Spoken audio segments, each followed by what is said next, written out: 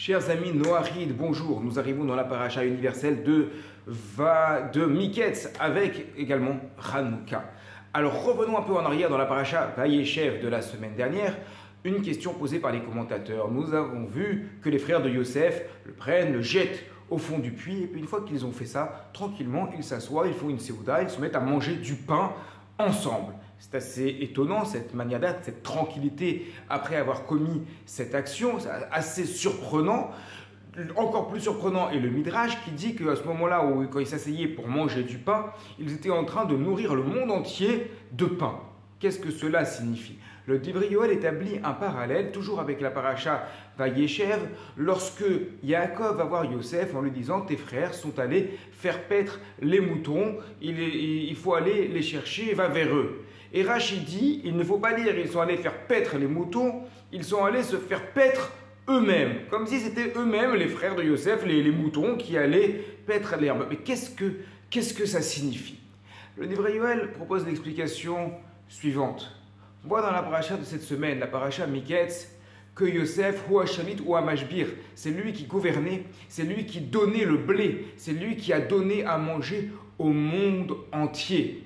Alors, les frères de Yosef, en fait, ils ne savaient pas, ils n'étaient pas au courant de ce qui était en train de se passer. Mais quand ils ont commencé à amener leur bétail pour le faire paître indirectement par cette action, cela va provoquer un enchaînement de plusieurs actions jusqu'à la vente de Yosef, jusqu'à que tous les frères également soient obligés d'aller en Égypte pour demander à manger, qu'ils se retrouvent devant Yosef et finalement que Yosef leur donne à manger. Donc c'est comme si quand ils sont allés faire paître les moutons, eux-mêmes se font paître dans le sens que c'est eux-mêmes qui sont allés à chercher indirectement à manger pour eux. Et c'est exactement le même principe lorsque les frères s'installent pour manger du pain, on dit le Midrash, ils font manger le monde entier. Qu'est-ce que ça veut dire ils font manger le monde entier? C'est-à-dire que par cette action, parce qu'il s'est en train de se passer, d'un côté il y a l'apparence avec une histoire de famille, mais derrière il y a l'enjeu du monde entier qui est en train de se jouer. Et par cette action qu'ils ont fait, qui est mauvaise d'avoir jeté Yosef dans le puits,